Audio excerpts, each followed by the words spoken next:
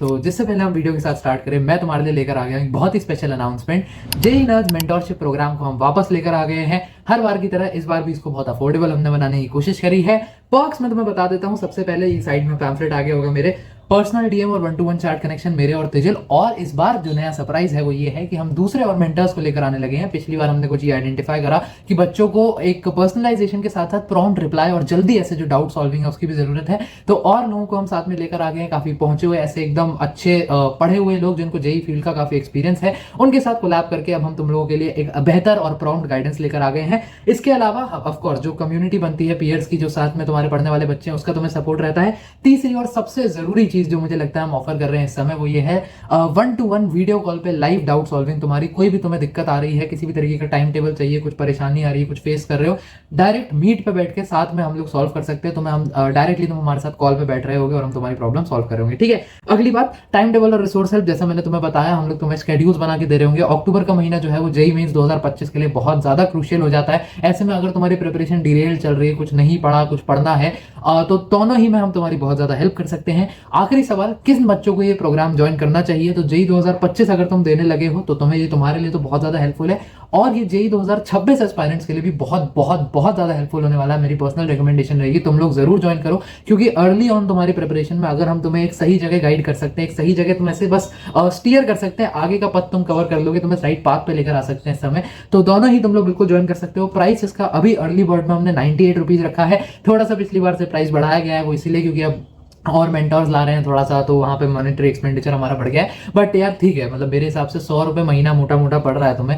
इतना तो तुम लोग अगर बाहर खाने जाते हो ऐसे दोस्तों की टपरी के साथ तो तुम्हारा कवर हो जाता है। बाकी बट हाँ, ये अर्ली बर्ड प्राइसेस हैं। जो हमारा बैच है वो सिर्फ 20 से 25 बच्चों के लिए ही रहेगा, उससे ज़्यादा नहीं रहेगा, क्योंकि पर्सनलाइजेशन हम अभी भी देना चाहते हैं। तो अगर सीटें जब 50% सीटें फिल हो जाएंगी उसके बाद ये अर्ली बर्ड डिस्काउंट हम स्लैश कर देंगे और अपना थोड़ा सा प्राइस इंक्रीज रहेगा। तो उस हिसाब से देख लो, जल्दी इसको ग्रैब कर लो। पिछली बार बहुत सारे बच्चे अर्ली बर्ड ले नहीं पाए थे, बाद में उन्होंने कहा था कि ये कर दो वो कर दो। तो इस बार जल्दी ले लेना, देरी मत करना। Jumping on to the video now.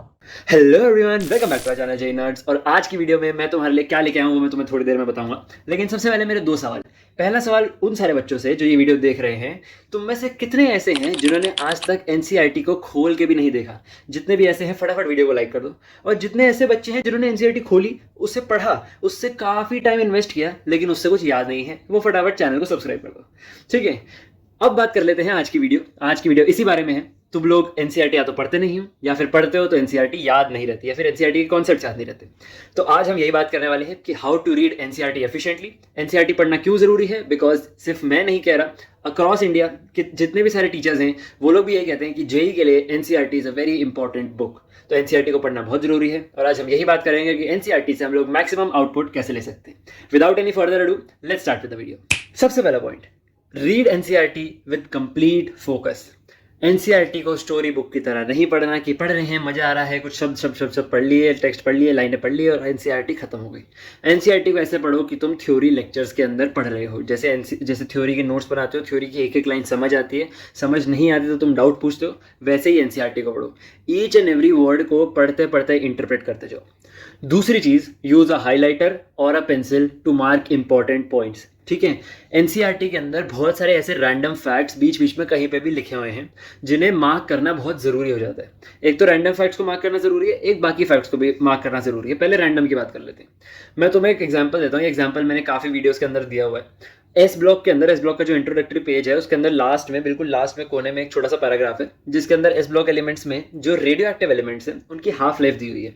और उन रेडियो एक्टिव एलिमेंट्स की तुम एस ब्लॉक तो छोड़ो, पूरी एनसीईआरटी के अंदर कोई बात नहीं है, लेकिन वो हाफ लाइफ जो है ना, वो बहुत इंपॉर्टेंट फैक्ट हो जाता है जो अनइग्नोर्ड चला जाता है तुमसे भी एंड प्रोफेसर से भी जब क्लास में वो लोग पढ़ा रहे हैं। बिकॉज इतना रेलेवेंट पॉइंट नहीं है, उससे एक आध क्वेश्चन कभी आ जाए कभी ना आए, इंपॉर्टेंट नहीं है लेकिन आ सकता है।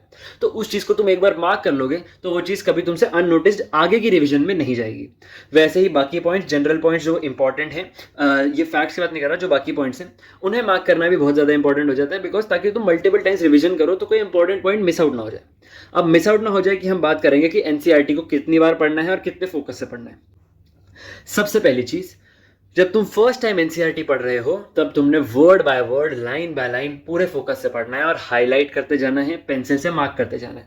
अब ऐसा हो सकता है कि तुम्हारा पूरा का पूरा पैराग्राफ इंपॉर्टेंट हो, तो ऐसे हाईलाइट हाईलाइट हाईलाइट करके पूरा ऐसा रंग बिरंगा बॉक्स मत बना देना। उसको तुम ऐसे स्टार मार्क कर सकते हो या पैराग्राफ को किसी तरह हाईलाइट कर सकते हो, कोई बॉक्स बना सकते हो, बट तुम्हें पता होना चाहिए कि पूरा का पूरा पैराग्राफ इंपॉर्टेंट है। फर्स्ट रीडिंग के अंदर तुमने लाइन बाय लाइन पढ़ा, वर्ड बाय वर्ड पढ़ा, उसको इंटरप्रेट किया एंड तुमने उसको हाईलाइट कर लिया। सेकेंड रीडिंग के अंदर तुमने सेम चीज करनी है। ये सेकंड रीडिंग हमने सेम चीज करने के लिए क्यों है, मतलब सेकंड रीडिंग में तुम्हें सेम चीज करने को क्यों कह रहा हूँ, उसका रीजन ये है कि सेकंड रीडिंग की फर्स्ट रीडिंग के अंदर हो सकता है कि कुछ पॉइंट्स रह गए हो, कोई चीज मिस आउट हो गई हो। हम लोग चाहे जितना भी फोकस हम लोग डाल लें, कुछ ना कुछ हमारा अननोटिस रह जाता है। तो सेकंड रीडिंग के अंदर जो अननोटिस चीजें हैं वो और ब्रशअप हो जाएंगी, वो और हाईलाइट हो जाएंगी। थर्ड रीडिंग से हमने पूरा पूरा नहीं पढ़ना। थर्ड रीडिंग से हमने क्या करना है, हमने हाईलाइटेड चीजें पढ़नी है, जिससे एक तो टाइम बचेगा, दूसरा जो मेन इंपॉर्टेंट चीजें हैं उन्हीं के ऊपर फोकस जाएगा, अननेसेसरी रैंडम चीजों के ऊपर फोकस नहीं जाएगा एंड हम लोग इंपॉर्टेंट चीजों को बार बार रिवाइज कर पाएंगे। तो थर्ड फोर्थ फिफ्थ जितनी भी रीडिंग लगाते जाओ, उसके बाद तुमने सिर्फ इंपॉर्टेंट चीजें करते जाना है, ठीक है। फिफ्थ पॉइंट के ऊपर चलते हैं। Fifth point is structures, compounds, equations. यहाँ पे मैं केमिस्ट्री ओरिएंटेड बात करना चाहूंगा। केमिस्ट्री की एनसीईआरटी के अंदर पी ब्लॉक हो या काफ़ी जितने भी आगे चैप्टर्स हैं, तुम्हारे केमिकल बॉन्डिंग का चैप्टर है, आगे कोऑर्डिनेशन कंपाउंड्स का चैप्टर है, उसके अंदर काफ़ी सारे स्ट्रक्चर्स दिए हुए हैं। तो वो स्ट्रक्चर्स, काफ़ी सारे कंपाउंड्स की बात की गई है। हाइड्रोजन के अंदर काफ़ी कंपाउंड्स हैं, एस ब्लॉक के अंदर काफ़ी कंपाउंड्स हैं, या इन जनरल केमिस्ट्री के अंदर बहुत सारे कंपाउंड्स हैं। इक्वेशंस, केमिकल रिएक्शंस, काफ़ी सारे केमिकल रिएक्शंस दे रखे हैं। तो उनको पढ़ना, उनको याद रखना बहुत ज़रूरी है। वो इसलिए बिकॉज अगर वो चीज़ एनसीईआरटी के दी हुई है ना, और तुम्हें क्लास में पढ़ाई नहीं गई, तुमने किसी लेक्चर के अंदर नहीं पढ़ी, लेकिन वो एनसीईआरटी के अंदर दे रखी है, वो पेपर में आ गई, तो तुम उसको चैलेंज नहीं कर पाओगे कि ये कहाँ से आ गए पेपर में। तो इसीलिए एनसीईआरटी पढ़ना बहुत ज़्यादा ज़रूरी है। एनसीईआरटी का एक स्ट्रक्चर, एक कंपाउंड, एक केमिकल रिएक्शन के बारे में तुम्हें पता होना चाहिए। मल्टीपल टाइम्स रीड करोगे अपना आप याद हो जाएगा। ऐसा नहीं है कि तुम पहली बारी में रीड करके रट्टा लगाने लग जाओगे तो तुम्हें याद हो जाएगा। मल्टीपल टाइम रीड करोगे, विजुअल मेमोरी डेवलप हो जाएगी, अपना आप याद हो जाएगा। लेकिन वो याद करना जरूरी है बिकॉज जेईई मेंस वालों के पास एक्सक्यूज है कि एनसीईआरटी के अंदर दिया हुआ था तो हमने पूछ लिया, इररिस्पेक्टिव कि तुमने कोचिंग में पढ़ा है, तुमने सेल्फ स्टडी में पढ़ा है, नहीं पढ़ा, उनको नहीं फर्क पड़ता। एनसीईआरटी में गिवन है तो वो पूछ सकते। 6 पॉइंट के ऊपर चलते हैं, टेबल्स एंड बॉक्स्ड कंटेंट।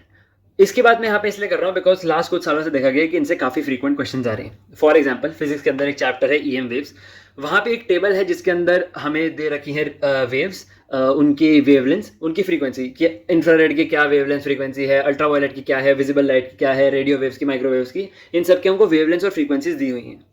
मैं तुम्हें बता सकता हूँ कि जेईई के अंदर इससे डायरेक्ट क्वेश्चन उठा के आया हुआ है कि फ्रीक्वेंसी बताओ, वेवलेंथ बताओ। तुम्हारे बोर्ड एग्जाम्स के अंदर क्वेश्चन आया हुआ है, जितने भी तुम आगे टेस्ट दोगे बिट्स वीआईटी वगैरह, उनके अंदर डायरेक्ट क्वेश्चन आ जाते हैं।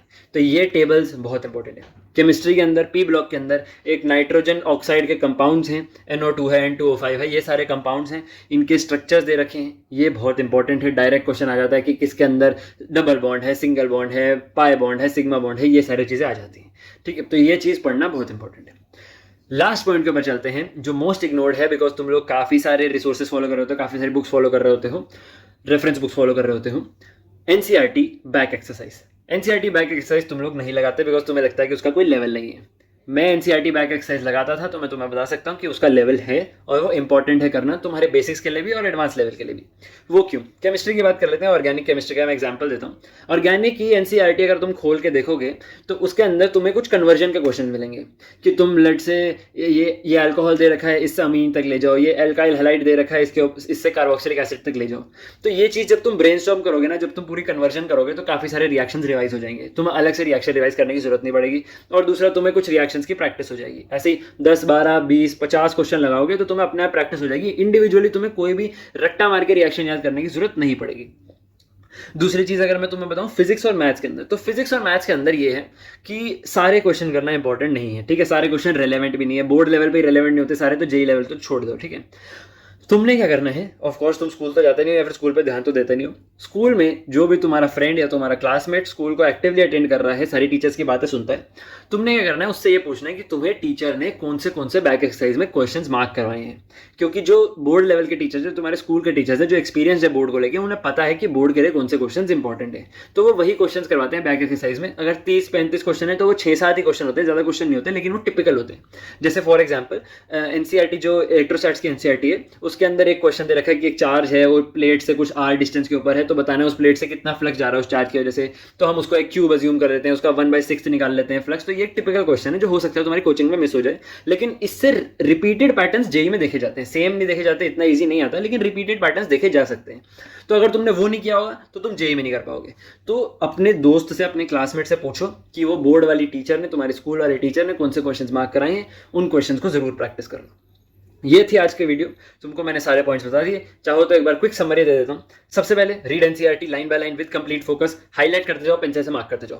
दूसरी चीज, एनसीईआरटी तुमने पढ़नी है 3 से 4 बार और उससे ज्यादा भी पढ़ सकते हो। पहली रीडिंग के अंदर word by word, line by line उसको इंटरप्रेट करना है, पढ़ना है, इंपॉर्टेंट चीजें मार्क करनी है। सेकंड रीडिंग के अंदर सेम 1 वाला प्रोसेस रिपीट करना है, बिकॉज जो चीजें अननोटिस्ड रह गई पहली बारी के अंदर, हो सकता है कुछ फोकस ना हो या कुछ हो, तो उन चीजों को मार्क कर लेना है। थर्ड से हम लोग करेंगे फास्ट रिविजन, फास्ट रीडिंग। जो चीजें मार्क्ड हैं उन्हीं को पढ़ेंगे, जो रैंडम चीजें हैं उन्हें हम नहीं पढ़ेंगे। फिफ्थ पॉइंट ये था कि स्ट्रक्चर्स, कंपाउंड्स और इक्वेशंस पढ़ना बहुत जरूरी है, बिकॉज वो एनसीईआरटी के अंदर दे रखी है तो वो लोग पूछ सकते हैं। देन टेबल्स एंड बॉक्सेस, जितने भी टेबल्स दे रखे हैं, जितने भी बॉक्सेस दे रखे हैं। टेबल्स में एक और एग्जांपल है कि तुम्हारे वो लाइट, फ्लेम की लाइट कौन सी होती है, जब हम लोग किसी मेटल को जलाते हैं तो फ्लेम की लाइट कौन सी निकलती है, तो वो भी एक इंपॉर्टेंट टेबल है। तो tables and boxed content. And finally back exercise. Chemistry के अंदर तो काफी सारी बैक एक्सरसाइज इंपॉर्टेंट है, फिजिकल के अंदर, ऑर्गेनिक के अंदर भी। फिजिक्स और मैथ्स के अंदर तुम अपने स्कूल टीचर से या फिर अपने क्लासमेट्स वगैरह से पूछ सकते हो कि कौन से क्वेश्चन इंपॉर्टेंट है, और वो टिपिकल क्वेश्चन तुम अप्लाई कर सकते हो। ये थी आज की वीडियो। और कोई डाउट्स हो तो जरूर मेंशन कर देना। इस वीडियो से रिलेटेड कोई डाउट्स हो, आगे कोई डाउट हो, कोई वीडियो चाहिए हो किसी चीज के ऊपर, तो वो मेंशन कर देना। Till then, see you in the next video. This is Tejal Manocha signing off. Bye.